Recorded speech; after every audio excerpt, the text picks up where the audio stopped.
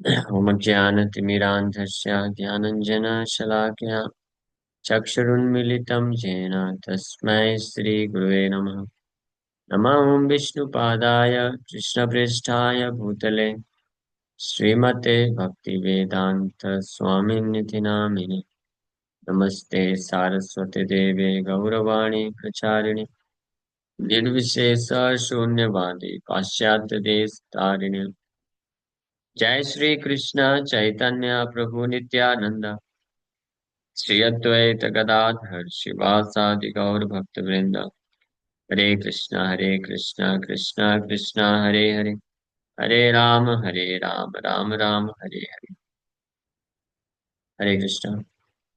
आप सभी भक्तों का हार्दिक स्वागत है आज के श्रीमद् भागवत की चर्चा में। हम लोग चर्चा कर रहे हैं first canto 8th chapter text 41। Kunti महारानी की प्रार्थनाएं चल रही हैं इसमें। सो कुंती महारानी पिछले 2-3 श्लोकों में भगवान कृष्ण को रिक्वेस्ट करते हुए कि कृष्ण उनको छोड़ के ना जाएं, उन्होंने वर्णन किया कि कृष्ण के चरण कमल के उपस्थिति के कारण ही उनके राज्य में हर प्रकार का ऐश्वर्य है, विद्यमान है। और पांडव पूर्ण रूप से कृष्ण पे ही निर्भर हैं। उन, उनकी सुरक्षा के लिए कृष्ण की कृपा पे वो आश्रित हैं। और कृष्ण की कृपा दृष्टि, भगवान कृष्ण के ग्लैंस दृष्टि से जो है फॉरेस्ट है, ट्रीज, फ्लावर, फ्रूट्स, ये सब संपन्नता है, ये वर्णन किया। अब उसके बाद कुंती महारानी बोल रहे हैं, अथ विश्वेश विश्वात्मन विश्वमूर्ते स्वकेशु में स्नेह पाशमिमं छिन्धि दृढ़ं पाण्डुषु वृष्णिषु। ये बहुत ही अद्भुत प्रार्थना है। Very difficult to offer such kind of prayers, specially for a women. किसी भी व्यक्ति के लिए इस प्रकार से प्रार्थना कर पाना, भगवान को बोल पाना, ये इतना आसान नहीं है, बहुत डिफिकल्ट है। और स्पेशली किसी स्त्री के लिए। इसका अर्थ क्या है सुनिए। आप सब लोग दिल थाम के बैठिएगा। कृष्ण को प्राप्त करना है तो ऐसी प्रार्थना करना पड़ सकता है, या करना ही पड़ेगा। पढ़ सकता नहीं, करना ही पड़ेगा। कुंती महारानी बोल रही हैं, O lord of the universe, soul of the universe, O personality of the form of the universe, please therefore severe my tie of affection for my kinsmen the Pandavas and the Vrishnis. बोल रही हैं अथा। अथा मीन्स देयरफॉर। अथा का मतलब होता है फाइनल कंक्लूड करते हुए, बोल रहे निष्कर्ष। बोल रहे पिछले भी जितने भी प्रार्थना उन्होंने किया उस बेसिस पे, ये 41 नंबर है। 18 नंबर श्लोक से कुंती महारानी की प्रार्थना चालू हुई थी। तो ऑलमोस्ट 20, 22, 23 श्लोक, 22, 23 श्लोकों में कुंती महारानी ने जो भी प्रार्थना किया, गुणगान किया, नमस्कार किया और रिक्वेस्ट भी किया कुछ, उसके बेसिस पे कुंती महारानी बोल रहे हैं कि अथ विश्वेश विश्वेश विश्वात्मन, O lord of the universe, विश्वेश, विश्व ईश, विश्व ईश means controller of the universe. ईश मतलब कंट्रोलर। हे ब्रह्मांड के नियंत्रक नियंत्रक और स्वामी, विश्वेश मीन्स स्वामी, ब्रह्मांड के स्वामी। विश्वात्मन, आप ब्रह्मांड के कंट्रोलर हैं, स्वामी हैं या मालिक हैं, प्रोप्राइटर्स। और साथ ही साथ में विश्व आत्मन, वो सोल ऑफ द यूनिवर्स, विश्व के आत्मा भी हैं आप। आत्मा का फंक्शन होता है, आत्मा की उपस्थिति के कारण ये शरीर जैसे चलायमान होता है। आत्मा की अनुपस्थिति से शरीर का कोई अर्थ नहीं रह जाता है। यह शरीर चल नहीं सकता है, कार्य नहीं कर सकता है, डेड बॉडी, डेड हो जाता है। उसी प्रकार से भगवान की उपस्थिति के कारण, उपस्थिति रहती है जब ब्रह्मांड में, तो ब्रह्मांड पूरा संचालित होता है, कार्यरत रहता है। प्रकृति, मटेरियल नेचर, प्रकृति फंक्शन करती है तब जब भगवान परमात्मा के रूप में रहते हैं। अदरवाइज प्रकृति फंक्शन नहीं कर सकती। जस्ट लाइक शरीर की प्रकृति कार्य करती है, This body has got different nature. Eyes has got some nature. Ears, nose, tongue, इंद्रियां हैं, हाथ पैर हैं, और इंटरनल फंक्शन भी, शरीर के आंतरिक अंगों के भी कार्य, ये सब जो है कार्य करते हैं जब आत्मा उपस्थित रहता है। आत्मा जैसे शरीर से चला जाता है तो आंख होते हुए भी आंख देख नहीं सकता है, कान सुन नहीं सकता है, मुंह बोल नहीं सकता है।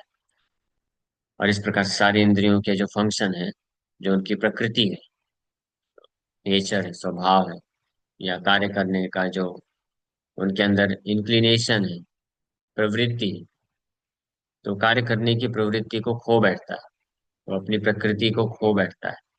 Nature is no more function. उसी प्रकार से ब्रह्मांड में जो भौतिक प्रकृति है वो अनेकों प्रकार से कार्य कर रही है, जो भी साइकिल चल रहा है। हाँ, फूड साइकिल चलता है, और विज्ञान से हमको मालूम है बहुत सारे वैज्ञानिक जो घटनाएं होती हैं, फिनोमिनास होते हैं, और प्रकृति टाइम टू टाइम अपने आप को क्या करते हैं, उसको हील कर सकती है। जैसे शरीर होता है, शरीर में चोट लग जाता है तो एक इनबिल्ट सिस्टम है शरीर के अंदर, ये अपने आप को हील कर सकता है।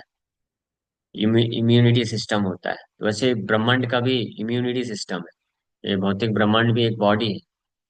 ये भौतिक जो ब्रह्मांड है, ये परमात्मा का शरीर है।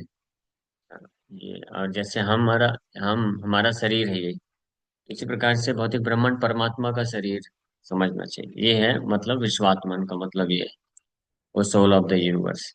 तो जैसे जब तक आत्मा रहती है तो बॉडी फंक्शन करता है, इसके अंदर इम्यूनिटी सिस्टम होता है, हीलिंग प्रोपेंसिटी होती है, रिफ्लेक्स एक्शन होता है। तो जो जो है हमारे शरीर में, वो सेम भौतिक ब्रह्मांड में भी है। तो जिस प्रकार से ये भौतिक, ये शरीर में जितने भी फंक्शन है, हील हील करने का, रिफ्लेक्स एक्शन, इम्यूनिटी सिस्टम, और नए नए सेल्स जनरेट करने का, मेंटेनेंस का जो कार्य हो रहा है, ये सब इंटरनल एंड एक्सटर्नल ऑर्गन्स के फंक्शन, ये जितने भी हो रहे हैं, ये आत्मा की उपस्थिति के कारण हो रहे हैं। तो इसलिए आत्मा का प्रेजेंस ये सबसे इम्पोर्टेंट फैक्टर है। उसी प्रकार से ये भौतिक प्रकृति में बहुत सारे प्रकार के कार्य हो रहे हैं, घटनाएं हो रही हैं, प्रकृति उत्पादन करती है, अनेकों प्रकार से अपने आप को हील करती है, इम्यूनिटी सिस्टम है, रिफ्लेक्स एक्शन है, ये जितने, ये जो नेचुरल डिजास्टर्स होते हैं, तो हालांकि इसमें जन और हानि होती है, लेकिन अगर एक दूसरे पॉइंट ऑफ व्यू से देखा जाए तो ये प्रकृति का तरीका है अपने आप को हील करने का, अपने आप को, वो रिफ्लेक्स एक्शन सिस्टम है उसमें, कि जब भौतिक प्रकृति जैसे हमारे शरीर में होता है, कभी कभी कुछ गलत इनटेक ले लिया, गलत चीज खा लिया, तो उल्टी हो जाती है, या कभी फीवर आ जाता है। हाँ, तो और कभी कभी इस प्रकार से अलग अलग तरीके से, तो जो बॉडी है नेचुरली बनाया गया है भगवान प्रकृति के द्वारा, ऐसा भगवान ने बनाया सिस्टम कि ये छोटे छोटे बीमारी, बीमारी नहीं बोलेंगे इसको, सिम्टम्स हैं। फीवर आना, हेडेक होना, गैस बनना, ये सारे जो सिम्टम्स हैं, इसके माध्यम से शरीर को प्यूरिफाई किया जाता है, जो टॉक्सिन है उसके अंदर के वो बाहर निकल जाए, ये तरीका है। तो इसी प्रकार से भौतिक प्रकृति ब्रह्मांड का भी तरीका है। इसमें जब बहुत अनाप शनाप तरीके से डील किया जाता है, शोषण किया जाता है, तो प्रकृति अपने आप को वो सब बैलेंस करने के लिए, ताकि सुचारू रूप से कई करोड़ों साल तक चल सके, ये सारी चीजें आती, रिफ्लेक्स एक्शन का ये पार्ट है। हाँ, तो इसलिए ये कई बार लोग ये क्वेश्चन उठाते हैं कि अगर भगवान है, भगवान दयालु है, तो इतने सारे प्राकृतिक आपदाएं क्यों हो रही हैं? हाँ, तो भगवान दयालु है इसलिए नेचुरल डिजास्टर हो रही, क्यों? नहीं तो हम मनुष्य तो इतने भोगी हैं, शोषण करने में इतने एक्सपर्ट हैं, कि पृथ्वी को हजार हजार, 5,000, 10,000 साल में ही पूरा खत्म कर डालेंगे। ये हमारी स्थिति है। लेकिन भगवान को मालूम है ये प्रकृति को अभी कई करोड़ों साल तक चलाना है। इसके लिए भगवान के उपस्थिति के कारण ये ऑटोमेटिक सिस्टम है, कार्य होता है। और वो इतने परफेक्ट तरीके से होता है कि व्यक्ति जो है आभास नहीं कर पाता है। जस्ट लाइक हमारे शरीर में भी बहुत सारे ऐसे सटल सूक्ष्म तरीके से ऐसे कार्य होते हैं, फंक्शन होते हैं, हमको पता नहीं रहता है कि वो होता है। वो शरीर को मेंटेन करके रखने के लिए होता है। वो सारे फंक्शन बंद हो जाएंगे तो शरीर बूढ़ा हो जाएगा और फिर मृत्यु के करीब आ जाएगा। बुढ़ापा एक्चुअली में क्या है? बुढ़ापा यही है, जैसे एज कंप्लीट होता है तो ये जितने भी इनबिल्ट सिस्टम है, रिफ्लेक्स एक्शन, इम्यूनिटी सिस्टम कमजोर होता है, तो लड़ाई करने के सिस्टम जो चीजें हैं, और टॉक्सिन शरीर से बाहर निकालने का जो प्रोसेस है, वो सब फेल होने लग जाता है, कमजोर हो जाता है। और इसके कारण फिर शरीर जो है धीरे धीरे मृत्यु की तरफ जाता है। उसी प्रकार से ब्रह्मांड में भी सिस्टम है। तो ये इसमें जो आया है, अथ विश्वेश विश्वात्मन। विश्वात्मन का अर्थ ये है, O soul of the universe, यानी जिनकी उपस्थिति से ब्रह्मांड सुचारू तरीके से कार्य करता है। यानी जिसके अनुपस्थिति से ब्रह्मांड जो है डेड हो जाएगा। प्रकृति जिस प्रकार से कार्य कर रही है उस प्रकार से कार्य नहीं कर पाएगी। उसी प्रकार से ऐसे शरीर में से आत्मा निकलने पे शरीर रहेगा, दिखेगा, लेकिन कार्य नहीं करेगा। तो इस बात का realisation, universe without super soul, ये ब्रह्मांड बिना परमात्मा के, इसका रियलाइजेशन ब्रह्मा जी को हुआ है। ब्रह्मा जी जब सृष्टि किए तो ब्रह्मा जी को ये रियलाइज कराने के लिए भगवान कृपा करके ये कार्य किए। ब्रह्मा जी, भगवान ने ब्रह्मा जी को नॉलेज दिया, शक्ति दिया, बुद्धि दिया, और पृथ्वी का पूरा, ब्रह्मांड का सारा इंग्रेडिएंट भी दिया, सारे तत्व भी प्रदान किए और ज्ञान भी दिए। ब्रह्मा जी सृष्टि सेकेंडरी क्रिएटर है, सृष्टि कर दी, लेकिन उसके बाद भी, सब कुछ सृष्टि होने के बाद भी, ये ब्रह्मांड जो है फंक्शन नहीं कर रहा है, डेड, डेड पड़ा हुआ है। ये सेकंड कैंटो या थर्ड कैंटो में वर्णन है। कई श्लोकों में सुदेव गोस्वामी बताते हैं कि ब्रह्मा जी ने ये सृष्टि की, बनाया, लेकिन वो मूव नहीं कर रहा है, उसमें कोई सेंसेशन नहीं है, सेंसिटिविटी नहीं है। फिर फाइनली ब्रह्मा जी समझ गए कि आत्मा अनुपस्थित है। शरीर तो बना दिया परफेक्ट तरीके से, आंख, कान, नाक, मुंह, त्वचा, जीवा, हाथ, पैर, सब कुछ तैयार है, लेकिन आत्मा नहीं है, इसलिए डेड पड़ा हुआ है, फंक्शन नहीं कर पा रहा है। तो फिर वो भगवान को ध्यान करते हैं, भगवान को इनवाइट करते हैं। हाँ, तो भगवान वेट कर रहे थे, तो भगवान फिर आए, जैसे ही परमात्मा के रूप में भगवान इंटर किए, विश्वात्मान, सोल ऑफ द यूनिवर्स, जैसे इंटर किए इमीडिएटली ब्रह्मांड जो है फंक्शन करना चालू कर दिया। तो ये है भागवत में इसका प्रमाण है। इसलिए कुंती महाराज बोलते विश्वात्मन विश्व मूर्ते।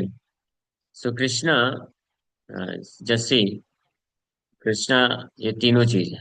विश्वेश, विश्वेश मतलब ब्रह्मांड के स्वामी है, कंट्रोलर है, मालिक है, होल सोल प्रोपराइटर है। और विश्वात्मन is the soul of the universe, यानी उनके उपस्थिति से ही ब्रह्मांड कार्य करेगा। अगर आत्मा के रूप में उपस्थित है तभी कार्य करेगा, नहीं है तो वो नहीं फंक्शन कर सकता। और साथ ही साथ में विश्व मूर्ते, he is the very form of the universe. ये ब्रह्मांड वास्तव में कौन है? भगवान का ही एक एक्सपेंशन भी है, विस्तार भी है। हाँ, तो ब्रह्मांड अपने आप में भगवान है, भगवान का ही विस्तार है, भगवान से ही आया है, यानी सेपरेट एंटिटी नहीं, हमारे जैसा नहीं है कि हम आत्मा है और ये शरीर हमारे, हमको दिया गया है। हमसे शरीर नहीं बना है, शरीर भौतिक प्रकृति बना के दी है और हम आत्मा आकर के उसमें निवास कर रहे हैं।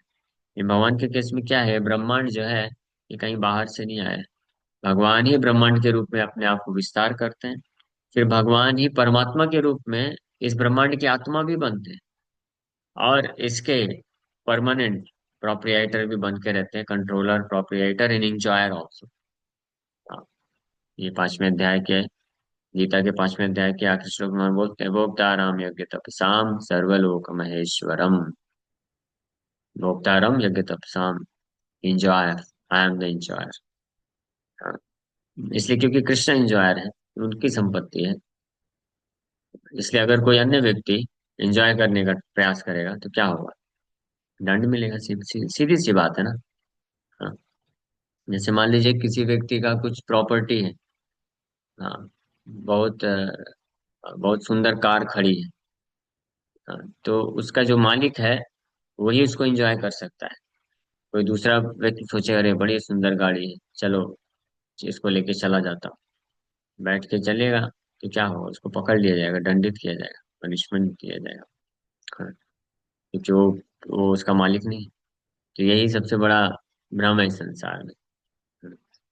जीवात्मा अपने आप को जब मालिक समझता है इस संसार के भोग्य वस्तुओं को, भोग करने वाली वस्तुओं को, और फिर उसको मालिक समझ के भोग करता है, इंजॉय करने का कोशिश करता है, तो उसका परिणाम क्या होता है, उसको दंड मिलता है। वो दुखी होता है, क्योंकि वो है नहीं वास्तव में ऐसा। विश्वेश, विश्वेश कौन है? कृष्णा इज विश्वेश। कुंती महारानी साहब सब बोल रही विश्वेश। और विश्वात्मन है, भगवान मालिक भी है, कंट्रोलर भी है, और विश्व की आत्मा भी है, और ये विश्व भी भगवान ही। तो इसलिए बोल रहे हैं, अथ विश्वे स विश्वात्मन विश्वमूर्ते स्वकेशु में स्नेह पासम इमं छिन्दी दृढ़ं पाण्डुषु वृष्णिषु। कि हे विश्वेश विश्वात्मन विश्वमूर्ते, मेरे हृदय में पांडवों के प्रति और वृष्णियों के प्रति बहुत गहरी आसक्ति है। मैं उनको बहुत हाई ऑफ अफेक्शन, स्नेह पासम। पासम मतलब होता है रस्सी। हाँ, बहुत मोटी रस्सी, जंजीर, जं जंजीर। हाँ, स्नेह रूपी स्नेह, कि मेरे सगे संबंधी ये। और सोचिए कुंती महारानी क्या है, एक माँ है, स्त्री है ना। स्त्री के हृदय में जो भावनाएं होती हैं वो ज्यादा प्रबल होती है।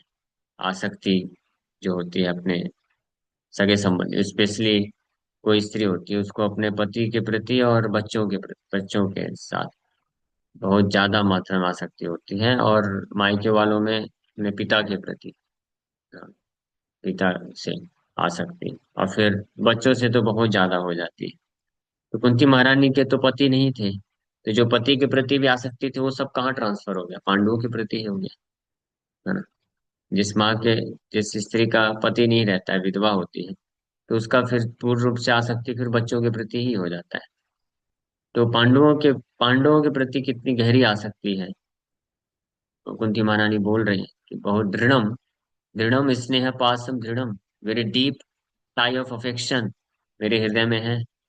सो सो केसु अनटू माय ओन किंसमैन। लेकिन क्या बोल रही है, जस्सी कितनी डेयरिंग है ना, कितनी हिम्मत वाली है। छत्राणी है ना, कोई साधारण स्त्री नहीं है, छत्राणी है। लेकिन बस छत्राणी है इसलिए ऐसा नहीं बोल सकते, because she is pure devotee, Krishna की शुद्ध भक्त है, इसलिए बोल रहे हैं इमम छिंदी, काट दीजिए भगवान, इसको काट दीजिए। बोल सकता है ऐसा कोई? Very difficult.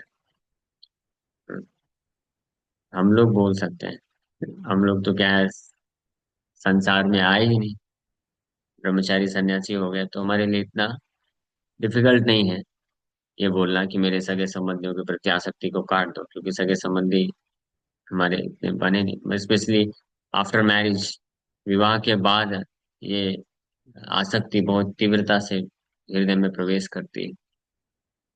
और लेकिन कुंती महारानी एक स्त्री हो करके भी ये भगवान कृष्ण को बोल रही है कि ये आसक्ति को काट दो भगवान, पांडवों के प्रति भी और वृष्णियों के प्रति भी। हाँ, ये आसक्ति को काट दो। इसे इसे इससे पता चलता है कि कुंती महारानी के हृदय में बहुत ही ज्यादा डब्ल्यू फैक्टर, विलिंगनेस फैक्टर बहुत उच्च कोटि का है कृष्ण के लिए। कृष्ण के प्रति आसक्ति तीव्र है। और कृष्ण को प्राप्त करने का जो इच्छा है वो इतना तीव्र है कि अपने भौतिक जो रिलेशनशिप, मटेरियल रिलेशनशिप पांडवों के प्रति, उसको भी काटने के लिए भगवान को रिक्वेस्ट कर रही। हाँ। और आउट ऑफ ह्यूमिलिटी, विनम्रता पूर्वक, कि I am unable to do so, please you cut off this deep, very deep tie of affection. ये बोल रही। ठीक है, समय हो गया, यहीं पे विराम करते हैं। मुझे जाना है, हिज होलीनेस भक्ति विकास स्वामी महाराज का लेक्चर है, वो अटेंड करके इस पे हम लोग कल और चर्चा करेंगे विस्तार से। अभी जस्ट थोड़ा सा वो ओवरव्यू दिया है, ये कुंती महारानी इस प्रकार की प्रार्थना क्यों कर रही है और कौन कर सकता है, ये हम लोग और चर्चा करेंगे। हरे कृष्ण।